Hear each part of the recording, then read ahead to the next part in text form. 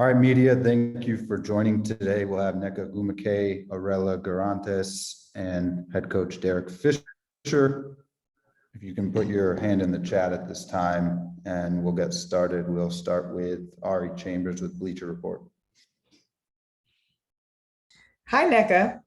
Hi.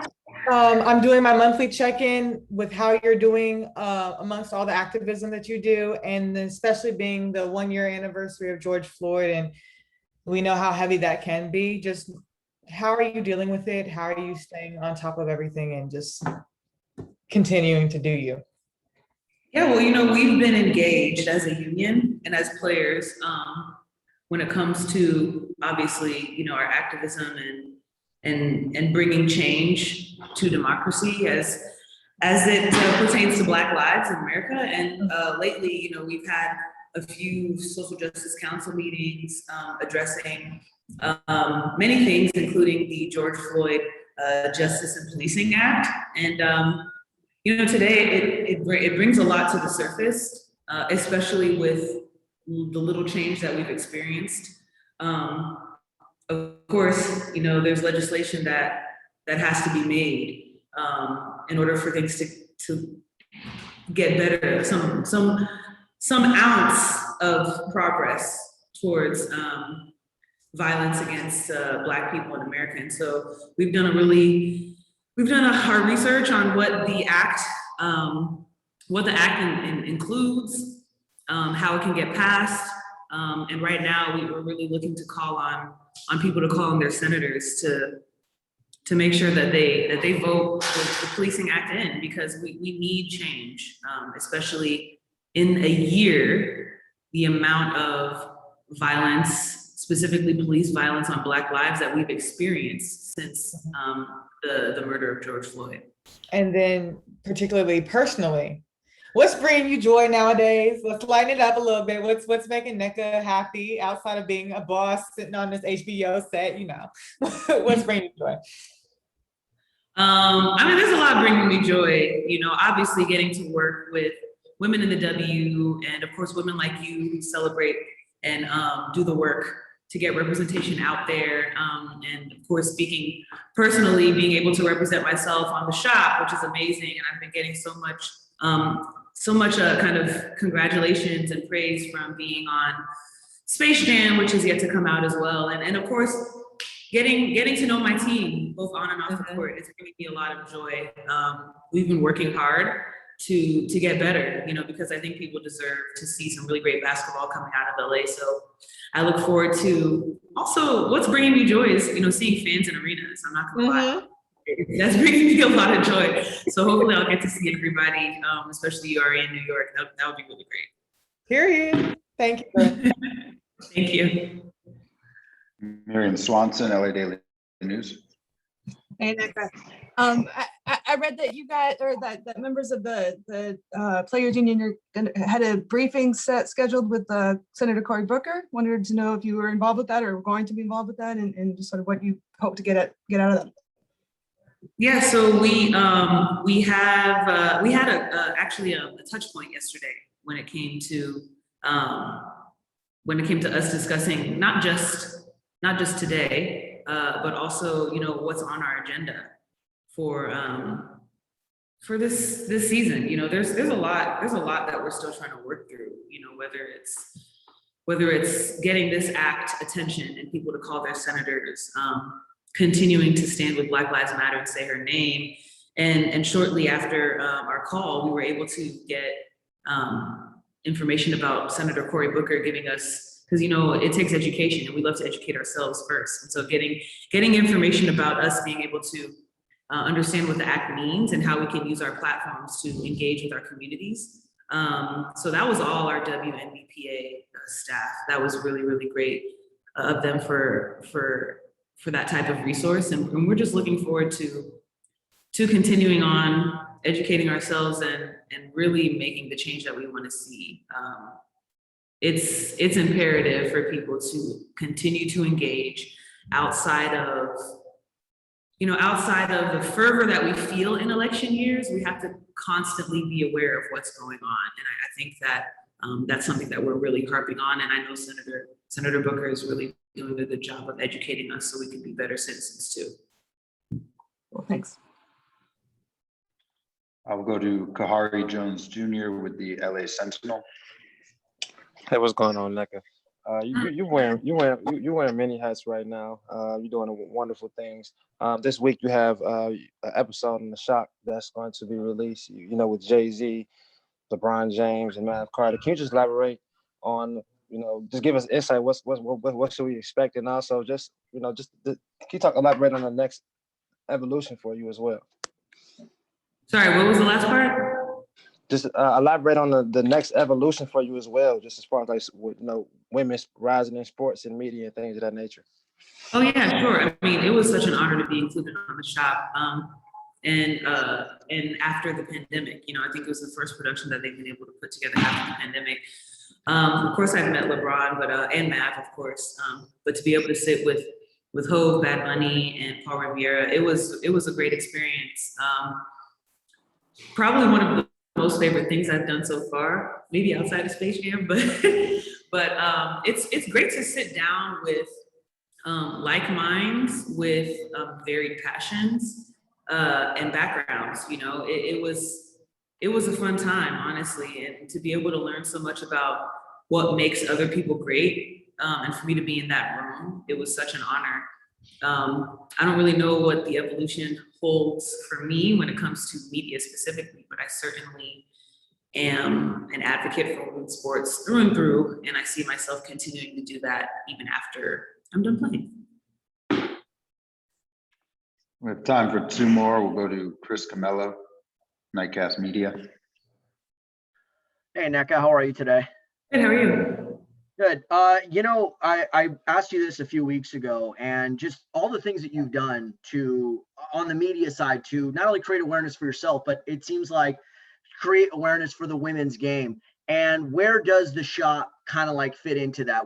Is that just another stepping stone, or do you think it could be something even like an even bigger platform in order to create that awareness for yourself as well as the women's game? Yeah, of course. I think any big platform that a woman can represent on is huge. And to be in, such honored company, I think it's a really big deal as well. I think it shows not just the representation, but then it gives a voice to the women who are involved in sport. And it can be me on The Shop. It can be Asia and Sweetie's music video. It can be Chene broadcasting day in and day out, even after practice. It just brings representation that we need to see. These are voices and faces that people may not be exposed to otherwise. And so not just for us to be seen, but to be heard is really huge. And I'm hoping that it continues to grow both individually and collectively for women in sport and women in general as we look to progress. Last question will go to Brady Klopper with SB Nation. Hey, NECA, it's been a kind of weird schedule for y'all to start the season with the week off between the first and second, and then a week off between the second and third games. With the kind of tough losses you've had to start the season, do you find that those weeks off between games to be helpful to be able to really make some changes and adjustments, or would you rather be kind of getting back in the lab, washing it out, and having another game right after? Yeah, I mean, it is strange. I was watching the New York game yesterday, and they are 5-1, and we've only played 2 games. And I was like, wow, this is crazy. But I do think that we use it to our advantage to be able to get a lot of practice in, especially with such a competitive camp. We really had to wait and see who was going to be on this team. And so for us to gel, chemically speaking, and then to get games and live action in the middle of that, it allows us to look ourselves in the mirror and see ourselves, and we need to see where we want to go with that. So yeah, the schedule's weird. Although I will say this, I do feel as though since I've been a Spark, a lot of times we are hit with a 1 game in 1 week, or maybe 2 games in 1 week, and then a long road trip. But I think that it seems a little bit more exaggerated this year with 2 games in 2 weeks, but we're using it to the best of our ability to get better. So we've gotten a lot of great practice in. Thanks, Brady. Arella and Derek will be next. Thank you. Thank you. All right, questions for GM and head coach Derek Fisher. You can raise your hand at this time in the chat. Only see one hand right now. Go to Sylvia Guevara. Hi, Coach. How are you? Hello, Sylvia. How are you? I'm good, thank you. With back-to-back games with Chicago Sky, what are you looking forward for the team to do better this time? Well, I think continuing to, learn how to play basketball together, as a group. A lot of new members, new personality, new styles of play, and continuing to break through, the lack of connection that comes from, just people learning one another. If you're involved in offensive and defensive situations that require communication, require you to understand the way players like to receive the basketball, who's gonna pop, who's gonna roll, where can I put the basketball? If I throw a really good bounce pass to one teammate, she's good catching it off the bounce. Other teammates, if you bounce it, they don't catch it well. So you have to make an air pass. Like there's just a lot of little things that, especially on the offensive end, that you have to learn about one another. And so hopefully we'll look a little better on that end in terms of what we're trying to accomplish. And I think that'll help us defensively as well. We haven't been as good as we're capable of being on the defensive end. And I think a lot of that is tied to some of the lack of success offensively. And not because we aren't getting shot opportunities or offensive opportunities, just not converting at the rate that we need to in order to be successful. Miriam Swanson, LA Daily News. Hey, Coach Fisher. Hope you're doing all right. Hey. Good. Oh, good. Hey, so I remember you saying that you were a big fan of Jay-Z's. And Yes. obviously, NECA is going to be on the shop this week as part of a group with including Jay-Z. Wondering, do you know him at all? And then also just like, what does it mean for, a member of the Sparks to be in a platform with, one of the greatest, if not the greatest rappers of all time? I wouldn't say I know him. Like, I don't know his kids' birthdays and like things that, Sure. when you know somebody like really personally. But, we've met a few times and had exchanges. I think that like, NECA clearly is, one of one in terms of, how she's begun and continues to like kind of transcend just the WNBA and women's basketball and, being a female voice per se to just being a leader and an activist and, a change agent. And so, I think it's fitting that she's on, the highest and biggest platforms that you can find out there because that's where she belongs. So I'm sure she fit right in the shop with the rest of the guys. And I'm looking forward to being able to catch the episode when it comes out. Sabrina Merchant, SB Nation. Hey, Derek. Hate to follow up a Jay-Z question, but here we go.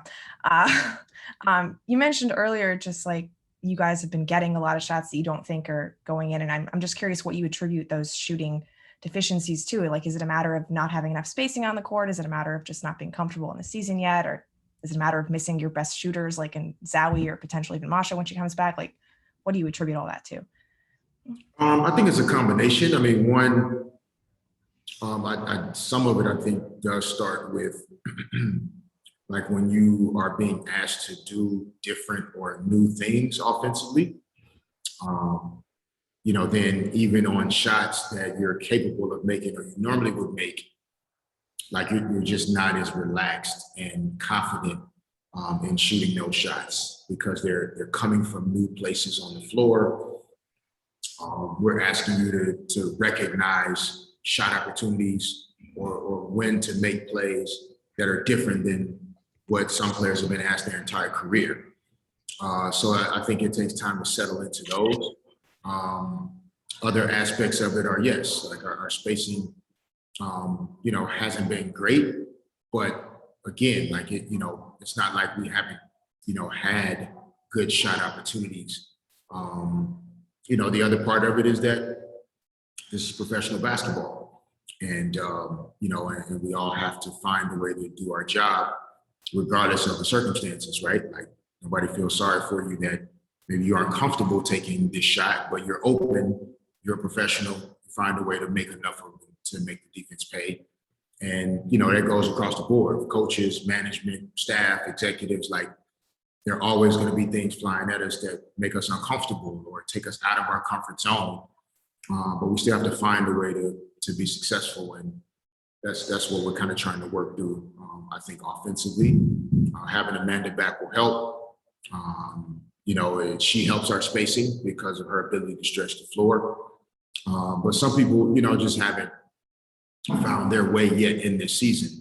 We've played 2 regular season games, basically a preseason game and a half kind of thing. And so I think a number of players are still finding their way. Erica Willard hasn't played since 2019. Shanae hasn't played since 2019. Chrissy Tolliver hasn't played since 2019. Plus several first-year players that are finding their way. Tia Coopers didn't have a training camp last year. So she's coming out of 2 weeks of training camp like, in a whole different world of how her body feels and how her mind feels. So there's a lot, but we'll be fine. We're 2 games into 32. And, we're just going to keep doing the work and stay focused on the things that we can control. Time for 2 more. We'll go to John W. Davis of Winsider. Coach, sometimes players can be tentative because they don't want to make a mistake. Mm-hmm. What are you doing to change that? Trying to continue to reinforce that, this is a game that you have to play. There are no, you can't think too much about doing exactly what I asked you to do and not play the game and be fully present in the moment that presents itself at that time in terms of recognizing, what I need to do as a player at that time. We may have, defensive coverage or, an offensive, key that we want to focus in on, but players still have to be able to go and play basketball. And we're continuing to encourage those things verbally, but also trying to continue to take advantage of, this space that we've had in between games to work on those things in practice and in our workouts that enhance players' ability to relax and not think so much when they find themselves in these situations. And, some of it comes from just I think historically, the way we've taught the game to women players, right, and to female players, that a very scripted and orchestrated way of playing basketball, and trying to find a way to show and pull back the layers on, the coach doesn't have to decide everything for you. The coach doesn't have to create the opportunities for you. Like, you're a world-class basketball player. You're one of 144 maximum. That means you can play, and you don't need somebody to hold your hand to tell you that. So, like I said, we'll continue to reinforce it verbally, but our job and my job is to try and make sure we're working on those things in practice in a way that can start to carry over into the game. So, our players are doing what we ask them to do as much as possible. And, we're going to keep holding ourselves accountable to trying to help put them in better positions out there. Last question for Coach. We'll go to Brady Klopp for SB Nation.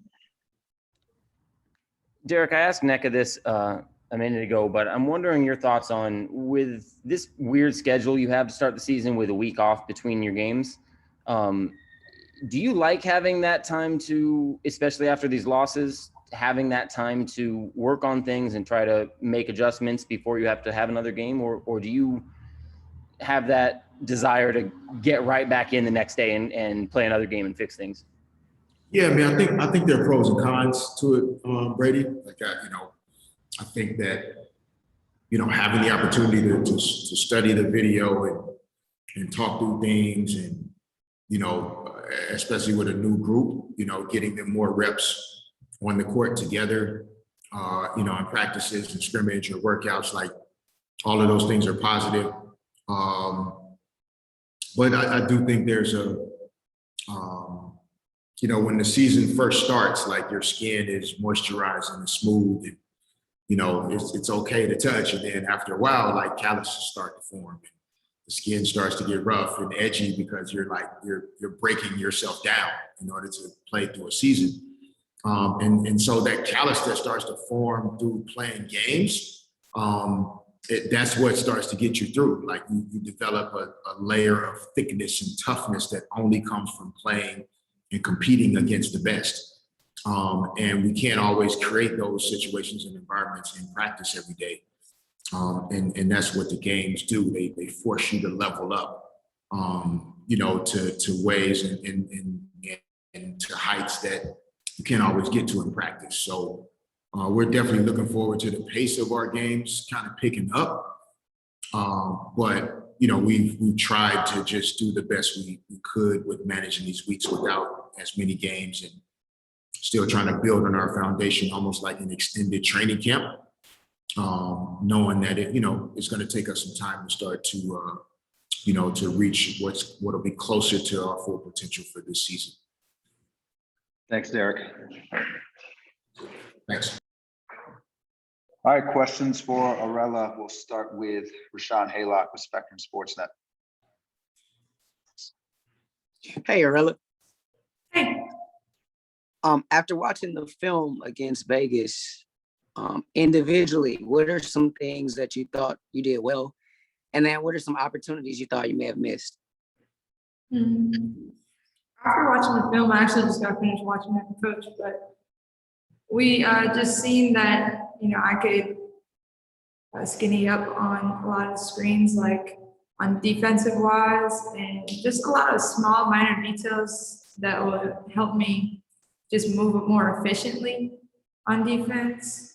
We looked at some offensive clips and just being sure of my reads and going with the flow. I think I was just second guessing a lot of the reads, and it just caused confusion within the offense. Go to, apologies if I'm getting your name, I haven't seen you before, Brianne Ingram with FI 360. Hi, yes. Hi, Arella. Yes, yeah, I'm new, so that's why. But Oh, got it. Is it Brianne? yeah. Yes, it's Brianne. You can just call me Bree. It's fine. Okay. Okay. Hi, Arella. So, as a rookie, what is one of the major keys that you are learning throughout this process as you play your first few games of the season? I think the major thing is just being confident and being coachable.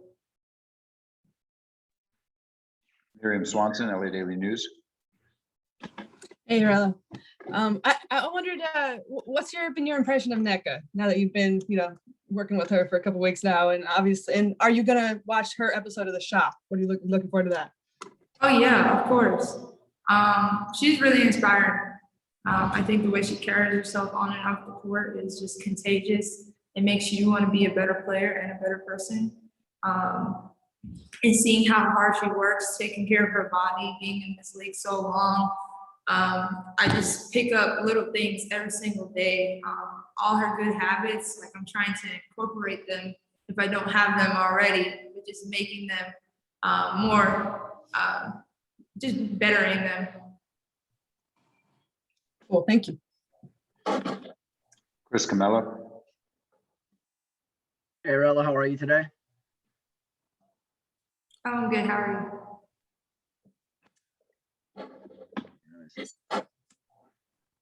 Come back. Okay. Yeah, hang on a sec. Okay, can you hear me now? Yeah. Okay, cool. Sorry. No, the unmute button came up a few times. No, just building on that question with Nneka, how do you think her appearing on a show like The Shop with LeBron and Jay-Z and others brings more awareness to the women's game? How critical is that in your opinion? It's huge because people are gonna hear us out instead of, have their own opinions about women's basketball and just what the game means to them. I think people are going to tune in. Their audience is going to tune in, and it's going to have an effect. And people are going to just hear our side without the social media in the middle, like the middleman. So I think it's huge for us, and it's going to draw a lot of attention. Sylvia Guevara, Beyond the W. Hi, Arella. Just a quick question. What has been the most challenging part about the WNBA as a rookie and things you have picked up quickly so far? I think the most challenging part has been just learning to play with other people. Come from college and you're almost playing with the same people. I've been playing with the same players for about 3 years straight now. So I'm used to their timing, the way they like things, where they like the ball, all that stuff. The small details make a huge difference. I think it's just getting used to playing with new people in such a short amount of time, because I've only been here for a week and some change. So getting used to them and the pace and how, different coaches like things. Time for 2 more questions. John W. Davis, Winsider. Playing on a team that's still finding its identity can be a great opportunity for a young player. What do you think you want to do to solidify your role on the LA Sparks?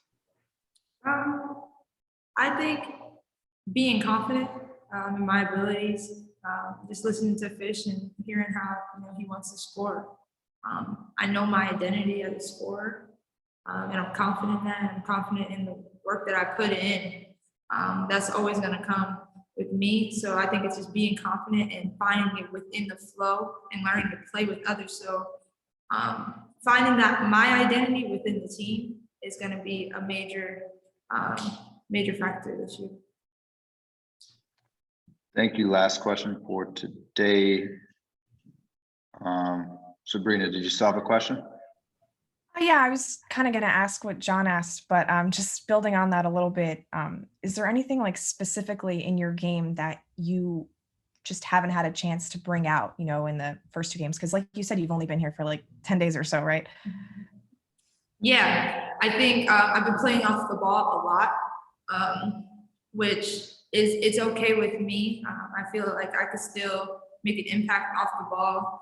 But talking to Fish, and he's cool with me coming off pick and roll situations. So I think incorporating that and building the trust within my teammates and stuff like that within the pick and roll offense, I think I will play a big role.